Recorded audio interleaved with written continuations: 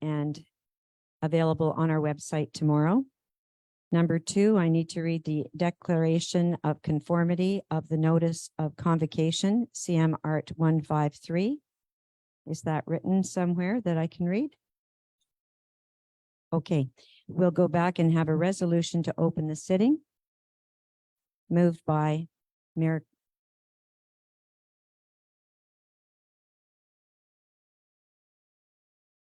Lynn Cameron. All those in favor? Opposed? And that carries. As I've mentioned, this will be recorded and available on our website. Number 4, the declaration use of the language of your choice. Je rappelle l'importance pour les membres du conseil régional et les autres participants à la séance de s'exprimer librement dans la langue de leur choix. Au besoin, il y aura la présence sur place d'une ressource de la MRC pour assurer une traduction. I'd like to reiterate the importance for regional council members and other participants in the sitting to express themselves freely in the language of their choice. If necessary, a resource of the MRC will be available to ensure translation.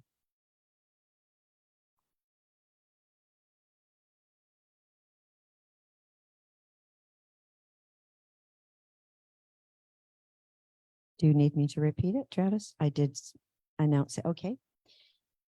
For our greffier, I'm just repeating number 2, the declaration of conformity of the notice of convocation, CM Article 153, for information.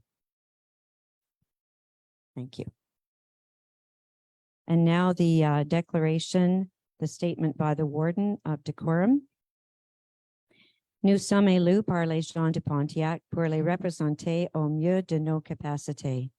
Ils s'attendent à ce que nous menions nos réunions d'une manière professionnelle. J'écouterai très attentivement les débats et les discussions de cette réunion, et si j'entends des paroles négatives ou des critiques à l'égard de quelqu'un d'autre, j'arrêterai la réunion et demanderai à cette personne de s'excuser. Je vous remercie. We are elected by the people of the Pontiac to represent them to the best of our ability. They expect us to conduct our meetings in a professional and businesslike manner. I will be listening very carefully to the debate and discussion in this meeting, and if I hear any words of negativity or criticism of anyone else, I will stop the meeting and ask that person to apologize. Number 6, the reading and adoption of the agenda. I need a resolution, please. Moved by Mayor Colleen LaRiviere. All those in favor?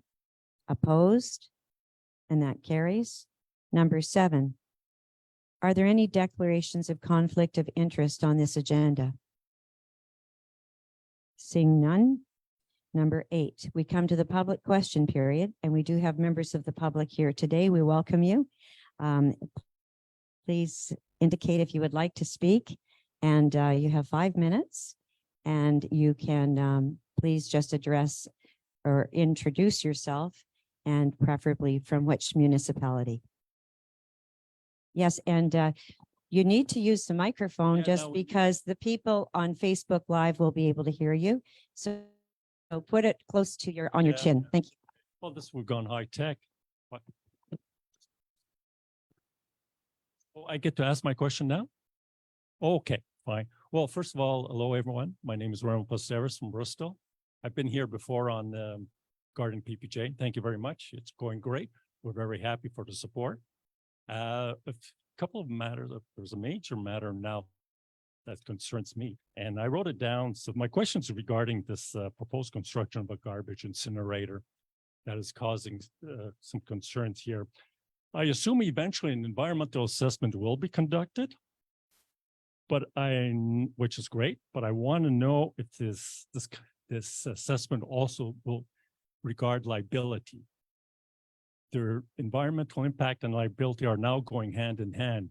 The reason why I'm saying this is that recently a court case was settled regarding CFB Quartier, where millions of dollars will be given out to people because their drinking water was contaminated. You may know what's happening at Rouyn-Noranda, La Fonderie, Horn. Now, which is a major employer. However, there's been a request for a class action suit by the citizens because they found mercury, they found toxic products. And this is going to, and what's important too to remember is that it's not only, people are not only going against the companies, they are going against the government also.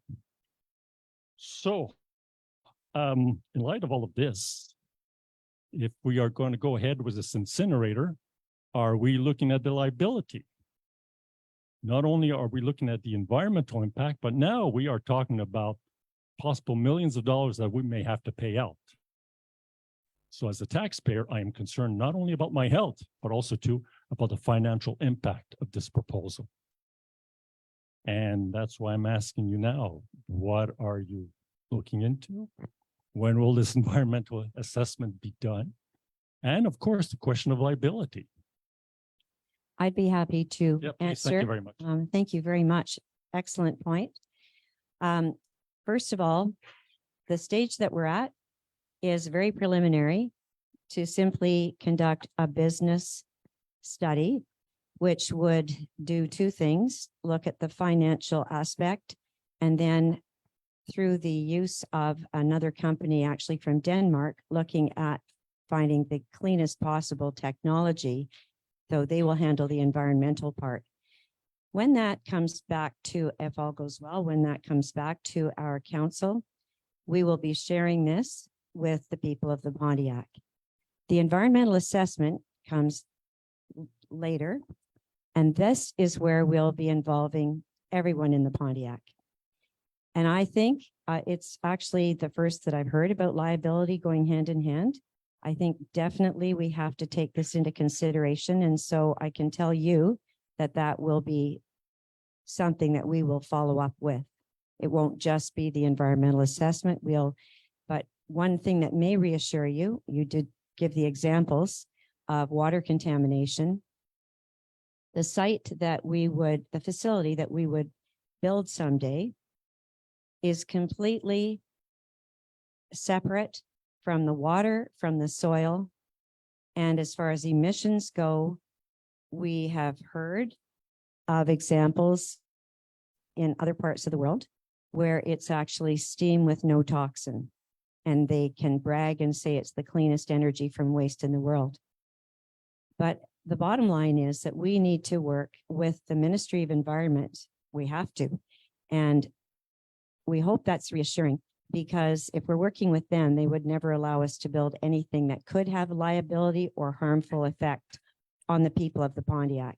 And if we, the people sitting around this table, find it to be environmentally unsafe, we won't proceed. Well, thank you very much. I appreciate this.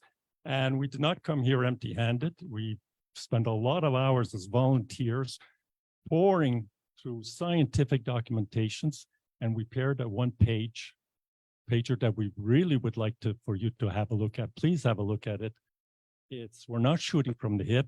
Je suis désolé qu'on n'a pas eu l'opportunité de le traduire en français, mais comme je dis, on ne parle pas à travers notre chapeau. So, je vous encourage fortement de jeter un coup d'œil. J'espère que ça va vous aider à prendre une décision très éduquée concernant l'installation de cet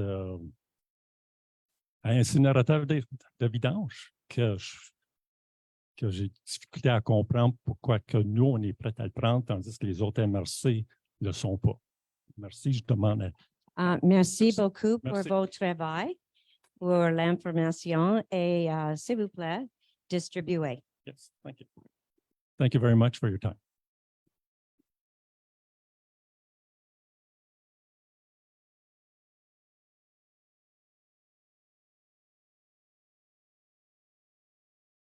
Is there anyone else from the public who would like to ask a question?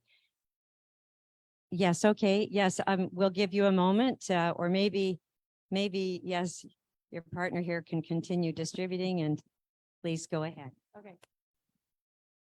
So my name is Christine Anderson and I'm from Thorn. And I see some issues, so I'm here to ask questions. And I'm under the impression today that you are voting on a business plan. Yes, correct. And that the price of that is, what is the estimate of the business plan? The price Yes. that we would be voting on today is it's 104,000 with change, and then with the taxes comes to 120. Okay. But you'll see that exactly up on the screen.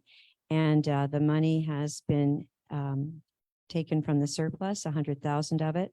The other 20,000 was reserved 4 years ago in our budget for consultation on environment from for waste and energy from waste. And just to say that over the years, initially 20,000 was removed from that and used in one of our FRR streams. And then 10,000 was taken out of it last year because we were looking at ways we could reduce our budget. And so it just leaves 20,000, but that was previously approved about 4 years ago. Okay. Still, it's $120,000. And I'm under the impression that the incinerator, or how it's to operate profitably, requires, contributions from Ottawa and Gatineau and other municipalities. And I'm just wondering how you want to go ahead and spend that kind of money when can you tell me that you have the foreshore signed deal, I guess, with these other municipalities? Because I feel like you kind of put the cart before the horse here, and you should actually have their full approval. And I guess I go on here, but you know what I'm saying? It's a very good question. Yeah. And so I understand you think that we would need that guarantee before proceeding, but we have nothing to offer them. We haven't done all of our research. This is very necessary. Most people who are concerned about this either have incorrect information or they don't have enough information. Some of the mayors around the table are concerned they don't have enough information. One way we can get it is by, none of us are experts, and we need to have that expertise. And we've actually decided to go international with it. Deloitte is the Canadian firm that is supervising the financial end of things, but all of the information for the environment and technology needs to come from Europe, where they're far advanced. And then just to say, if we were to go to Ottawa, for example, they would want to know, what's the tipping fee? What's it going to cost us? It needs to be cost effective, or we're not even going to consider you, Pontiac. And at this point, they're looking at their landfill and maybe slightly expanding it. They are interested in technologies. And the same applies for the Outaouais. Now, just to say, I don't know whether you knew this, Christine, but Gatineau started their own search for a solution about 4 years ago. And we're part of that. We're part of the whole Outaouais study. And at this point, they're looking at some technologies, but for us to say we would like to invite you to come to our facility, we have to be able to tell them what it's going to cost, how many tons we need. They need to know the driving distance, whether we're going to have electric trucks. What technology are we going to use? Will there be any harm to the environment? So we really can't do anything until we obtain this necessary information. So although it may seem backwards to you, what we do have is that they all know that we're working on a plan, potential plan, and they have expressed interest. And Okay. Renfrew County as well as Pembroke. And we need a solution ourselves. We have 5,000 tons a year. We're shipping it 3.5 hours away for 1.7 million. Our garbage isn't going to get smaller. We are going to start a very aggressive recycling and composting program, which is really going to help. It's going to take about 40% out of what's going And I know that you really support that. Everybody does. They say, well, don't just incinerate everything. You know, you need to be composting, you need to be recycling. Like we've just scratched the surface on that. So we have so much potential there. And all of that is Carrie Richardson, who's sitting near you, and Thierry Rambo have just presented us with an amazing plan. And now we have to come back and tell them what our choice would be. But we're really, within a year, you're going to see some changes. Okay, thank you. One more, if that's okay.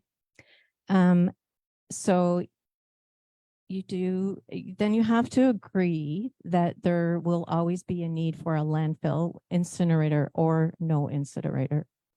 Am I correct on that?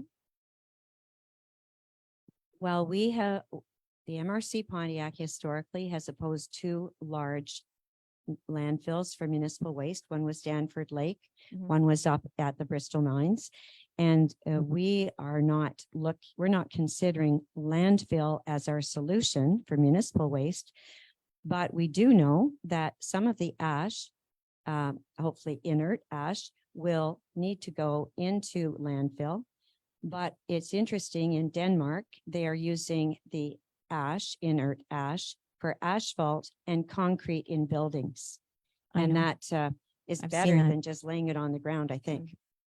Okay. So your decision, our decision, if we do move forward with energy from waste, it would be for a facility that would last probably about 30 years, and then they renovate it and it's good for another 30 years. So it would be our chosen method over landfill, because with landfill, you have to be responsible for it for the rest of the Earth's life. And as you know, there's methane and all kinds of things that have to be vented off. Otherwise, you have fires and explosions. And some municipalities that I have spoken to on behalf of the MRC Pontiac have said, could you take our historic waste? And I said, you mean what's already in your landfill? I think it's called mining the landfill. And I said, well, you know, if you were short some waste a particular week, yes, we'd be happy to take that, because this helps to clean up the environment. Okay, so I didn't really get, then you're saying we wouldn't need a landfill if we had the incinerator. We would always need a smaller landfill to lay some of the ash. Okay. Hopefully, I know in Sweden, they landfill 1% of all of their waste. Okay. So we're not talking tons and tons of it. I am under the impression that that not everything qualifies for incineration. So you will have a percentage of waste that does need to go directly to landfill. That's where I'm saying I really feel like you definitely will have to incorporate landfill with incinerator. No, am I wrong on that? I don't ever want to say you're wrong. What I will say is that the EEQ, who are in Quebec really moving forward to make sure there's markets for all the recycling, have told us that with our facility, we would need to guarantee that not one bit of recycling goes in. So we could refuse trucks, or if it does come in, there's going to be another line to remove anything that's plastic, et cetera, that would not go in. And composting will absolutely not go in. We don't want to go in the wrong direction. We want to move forward with composting and recycling. But if you mean things like rubber tires or certain things like that, I don't know what's on your list of things that can't qualify. I've never seen a list of what cannot qualify, but the cleaning and scrubbing is so intense and so thorough that what comes out the stack is at this point considered 99.9% pure, but some people are worried about the 0.001. So I think that at the end of the day, first of all, I'd like to know what's on the list of what can't go in an incinerator, because we don't have that list yet. Okay, I'll work on it. Okay. Hang on. Reading glasses. So just the final thing. So I think there was an article that you put in the Equity just recently about having total consensus amongst the municipalities and the public. But we have I think we have we have something like over 500 signatures on a petition now that says these people are not interested in incinerator. So I don't know. There's that qualifies as not full consensus as far as I'm concerned. But it's just been put out to the public, and so it's going strong. So just saying right now, 500 plus, and who knows how much it'll be when we hand it in. I'm not trying to be intimidating or anything, but I just want to say that is ongoing. And so it's not as like 100% consensus that you might think. So I'm certain I have never said 100% or complete consensus, because that's impossible. okay. All I ever said, Christine, was majority of people. Okay, I must have read it wrong. I hope so, because I read everything that I've written, and I certainly would have let the newspaper know. I could never say 100%. Okay. It's never 100%. But the majority of people, I believe, today have placed their hope in an opportunity like this to environmentally look after our waste and be a leader in Quebec. And so, wait, you don't need to, are you finished your questions? Because I've given you more than 5 minutes. Could you please then pass the mic back? Because this is not a debate between the two of us. I'm going to try to answer your question. So it's not 100%. We could never hope for 100%. And we feel that, I mean, we have 14,700 people. I'm aware of the change.org petition, but for that, you don't need to live in the Pontiac to sign it. And the thing that concerned me about that petition online is that it shows black billowing smoke coming out of stacks and calls it, the mega incinerator. And it also says that Warden Toller announced we're a willing host. We've been a willing host since 2010, long before I ever moved to the Pontiac. So there's some incorrect things. So I don't know what you say at the door or how your petition reads, but we're all in this together, and step by step, as we learn more, I hope it will be reassuring and clarifying, and that some of the worst things you've been thinking about and worrying about will not be the reality, because we do not want to build anything that is sending pollution, certainly black smoke. I mean, that is something from 1950s and 60s, and that technology doesn't exist in the world anymore, because ministries of environment exist and they would close those down. But I'm really pleased you're doing your petition. Petitions are wonderful, and it gives people the opportunity to speak. So good for you. Keep us posted. All right. Thank you. Okay. That ends the public question period. And now we go to number 9, which is the Energy from Waste File Business Plan proposed by Deloitte, the mandate and allocation of expenses. And I would like to, first of all, thank Mayor's Donnie Gagnon and Colleen LaRiviere for bringing to our attention that although we had voted on setting aside the 100,000 from the surplus, it did read in the resolution to hear the mandate of the business plan for the mayor's approval. And perhaps that can be interpreted different ways, but nonetheless, it is a fact that for any contract to move forward, there has to be a resolution. So I thank Mayor LaRiviere and Mayor Gagnon for calling this meeting today so that we can vote properly on the resolution. And so I'm going to either Donnie Gagnon or Colleen. Okay, Colleen, would you like to speak first? At this point, I'd like to call an in-camera discussion. An in-camera and seconded by Mayor Corey Spence. So we will have an in-camera discussion. Okay, all right. All right, you're right. So a resolution has been made and seconded to go in camera.